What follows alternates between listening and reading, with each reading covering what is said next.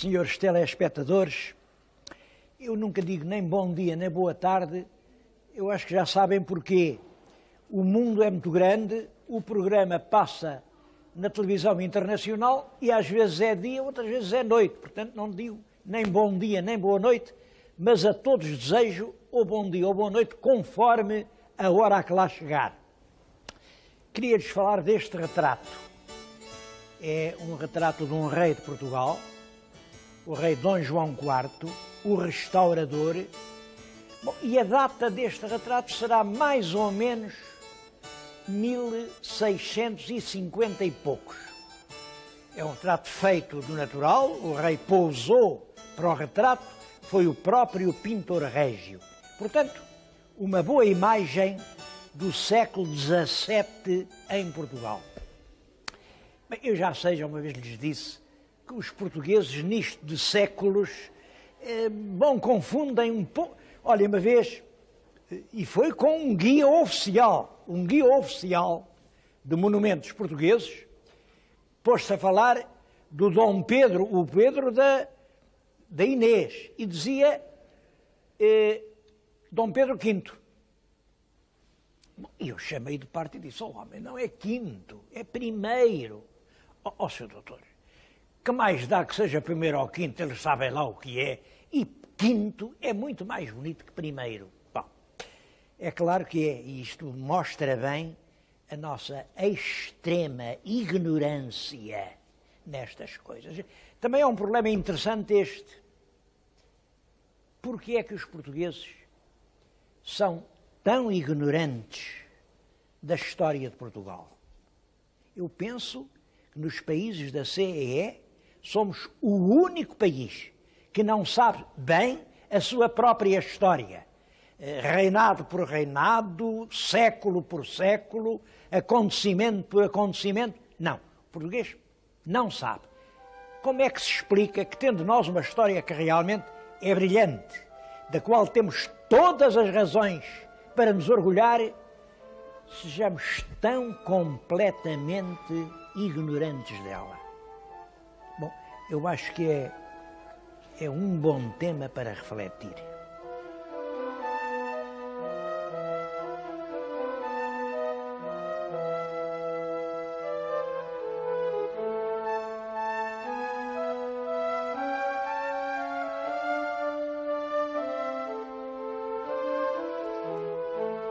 Porque para tudo há uma razão de ser. Reparem, o gosto pela história nacional, a apologia do espírito nacional, o nacionalismo, afinal, é um ingrediente da cultura romântica. E a cultura romântica é a cultura própria da sociedade burguesa que emerge da Revolução Industrial. Ora bem, a Revolução Industrial dá-se na Europa no século XVIII, no século XIX há aquela grande e consistente burguesia da França, da Inglaterra, da Alemanha. Olhem, é o tempo dos Allons enfants de la patrie, da Marselhesa. Como sabem, é de 1791 ou 92.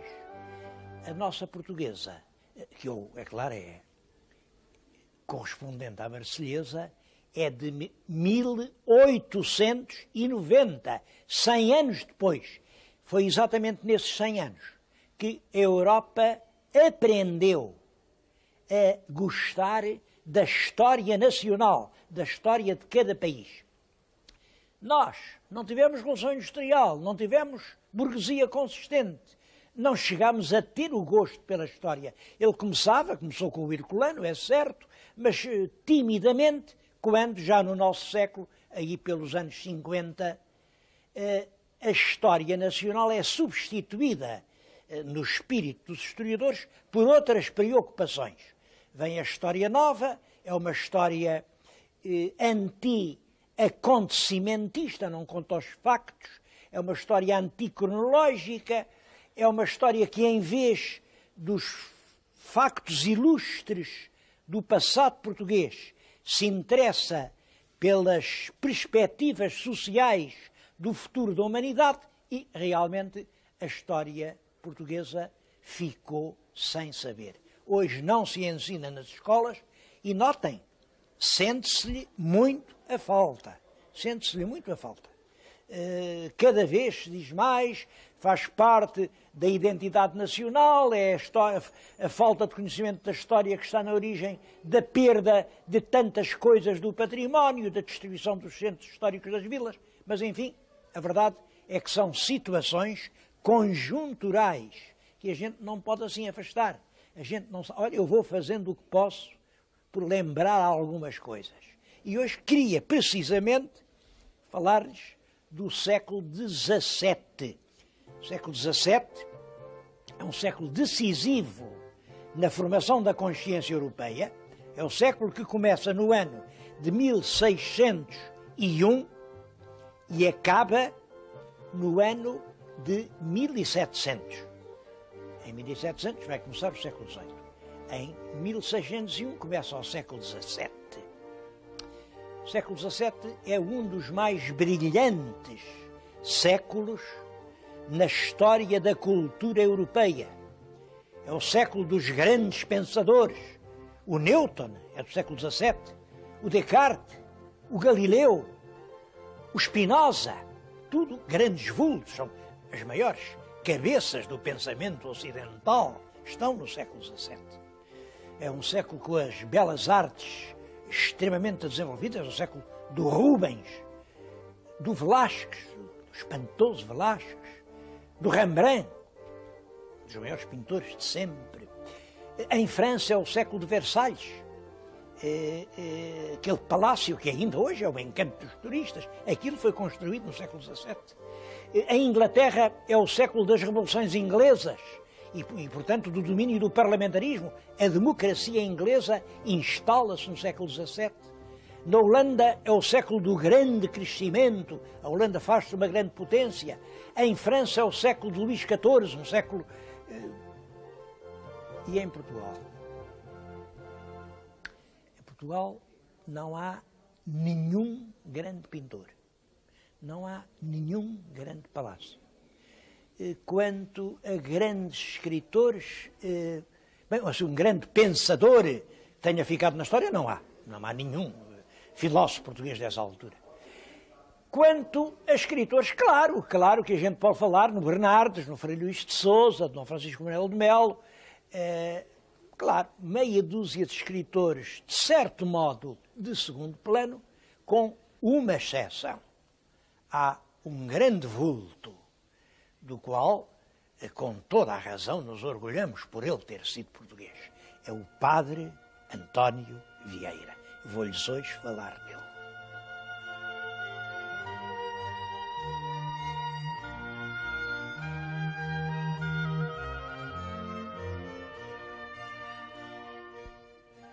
António Vieira nasceu em 1608, portanto, primeira década do século XVII.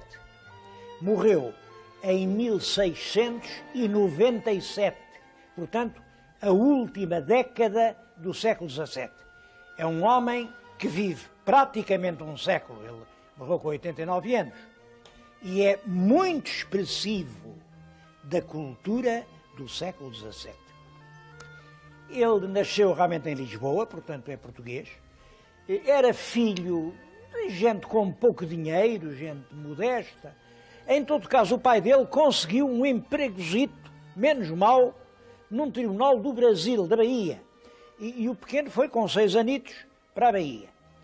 Ele viveu na Bahia, depois muito tempo, esteve lá dos 6 anos até à viagem a Portugal, quando já tinha 33 anos.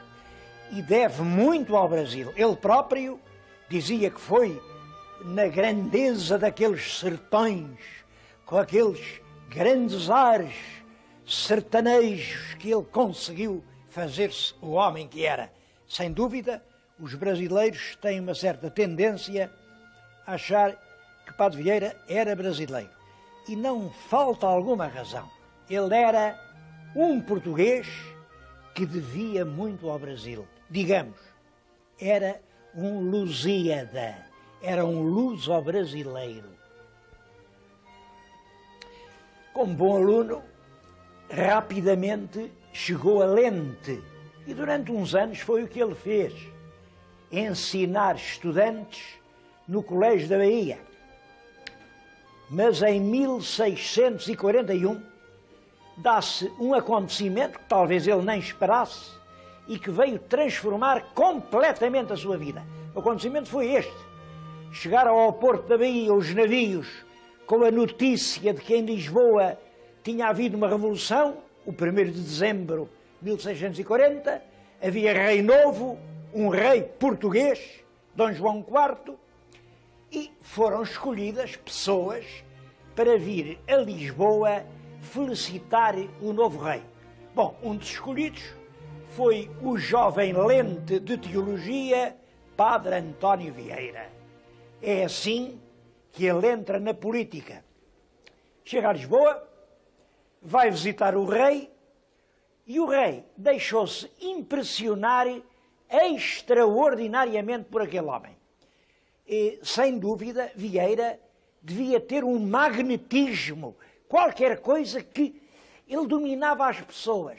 A verdade é que o rei Dom João IV, durante os 15 anos em que ainda viveu sempre subjugado pela fascinação daquele jesuíta vindo lá dos confins do Brasil, parecido aqui em Lisboa, que ninguém conhecia. O rei confia-lhe as missões mais difíceis e calculem que nessa altura as missões não eram nada fáceis. O papel do rei era defender a independência de Portugal contra toda a força enorme da Espanha. Parecia impossível. A gente tinha que arranjar uns aliados. Quem é que havia de ser os nossos aliados contra a Espanha? Bom, obviamente, as pessoas pensaram logo na França, pois a França e a Espanha eram inimigos antigos, de sempre. Vamos nos aliar à França e a gente assim já se pode defender da Espanha. Para aliar à França, a ideia do Padre Vieira era esta: temos cá um príncipe, o príncipe herdeiro, era um rapaz, era novito, mas enfim, o Dom Teodósio. Vamos casá-lo com uma princesa da França. O pai da princesa, que é um nobre qualquer, francês, fica regente de Portugal.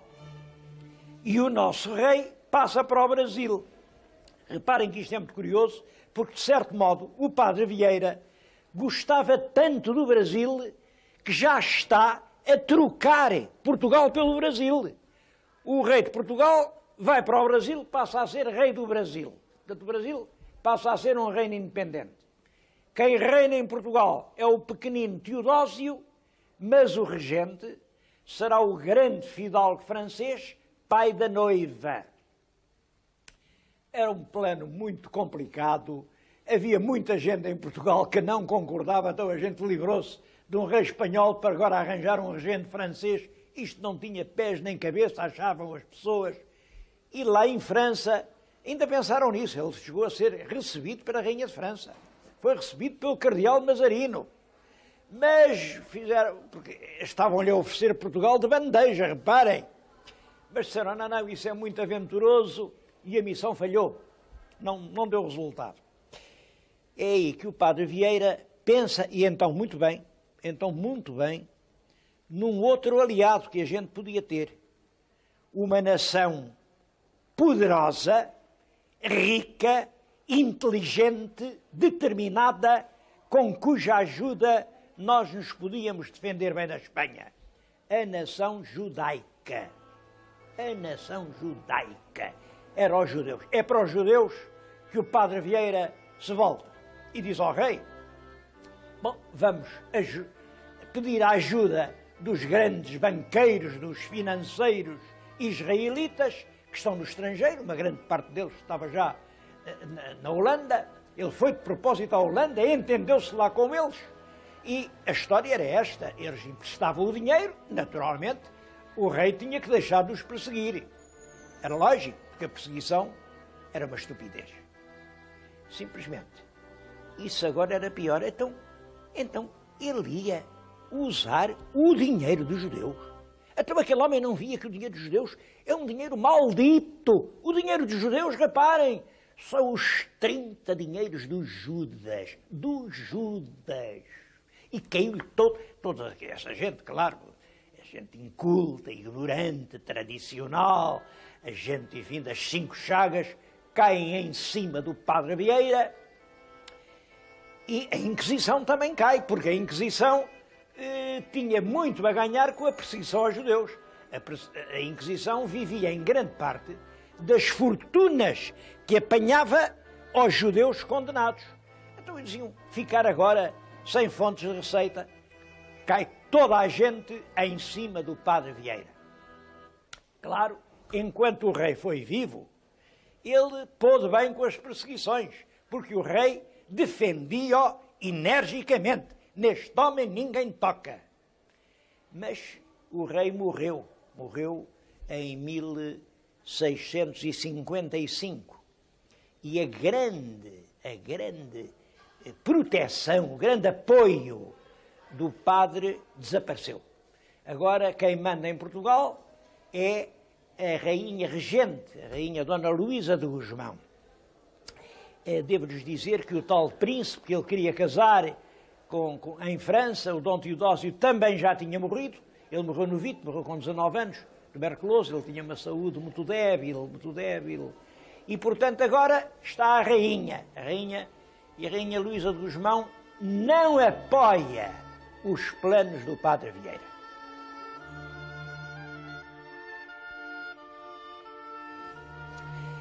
Padre Vieira, entretanto, tinha adquirido um prestígio imenso como pregador.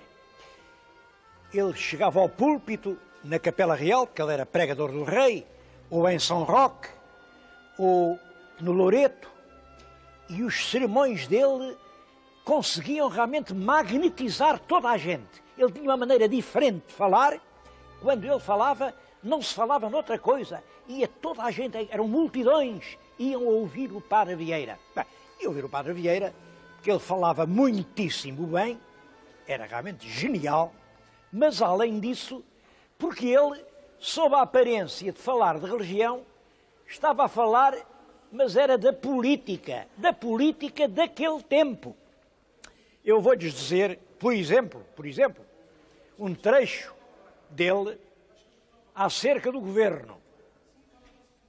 Ele estava a falar em Lisboa, diante dos ministros do rei, e dizia isto: em qualquer parte do mundo se pode verificar o que Isaías diz dos príncipes de Jerusalém.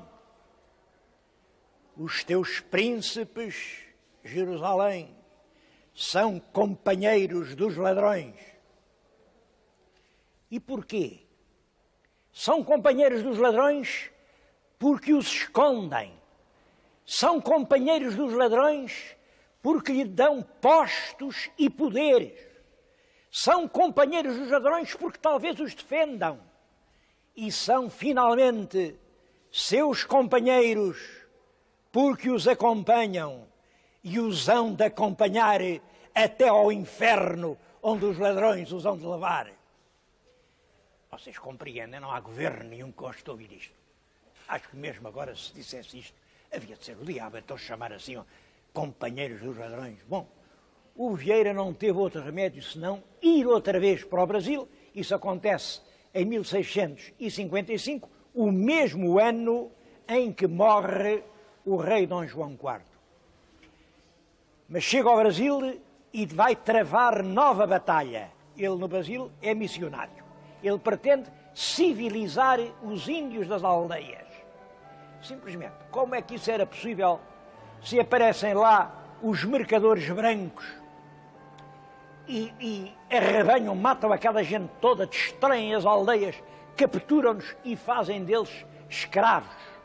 Escravos. Eles precisavam de escravos para amanhar as fazendas e, portanto, escravizavam os índios das aldeias. E aí o Padre Vieira trava a sua maior batalha. pela liberdade dos índios do Brasil. Diz que são almas cristãs como nós, que é preciso respeitá-las na sua dignidade humana, que é e luta, escreve para o reino, consegue medidas a proibir a captura dos índios. É claro, com isso, a certa altura tem toda aquela gente contra ele, porque os índios não têm quem os defenda, mas os fazendeiros brancos querem fazer os seus negócios, precisam preparar o seu açúcar e, em suma, o padre Vieira é expulso do Brasil e volta a Portugal, já nesta altura com uma idade avançada, e vem para Portugal, onde se vai dedicar à vida de pregador. Simplesmente, nessa altura, já não era possível o bom padre Vieira fazer aqueles grandes sermões que empolgavam toda a gente. Não era possível porque não tinha o rei a protegê-lo. Ele ainda tentou, mas é que leva logo uma ordem: o senhor faz favor, saia de Lisboa, vá lá para Coimbra, para o seu colégio, fique lá em Coimbra. E lá em Coimbra logo uma ordem: o senhor faz favor, fica lá na sua cela, não. E depois outra ordem: o senhor faz favor, vai, mas é para o calabouço. E aí temos o padre Vieira com um processo na Inquisição, um processo que se arrasta 4 longos anos, desde 1663 a 67, 4 anos, com o padre sem poder sair dali, e em 67 lá vem a sentença. Bom, eles a ideia, estou convencido que gostavam de fazer um bocadinho pior, mas condenavam-no a nunca mais pregar, a nunca mais escrever, enfim, condenavam-no a ser um homem amordaçado. Isto em 67. Só que, no mesmo ano de 67, há uma revolução em Lisboa. É a revolução que obriga o pobre rei Dom Afonso VI, que era um tortulho, ele mal sabia falar, coitadito, ele é obrigado a renunciar ao trono.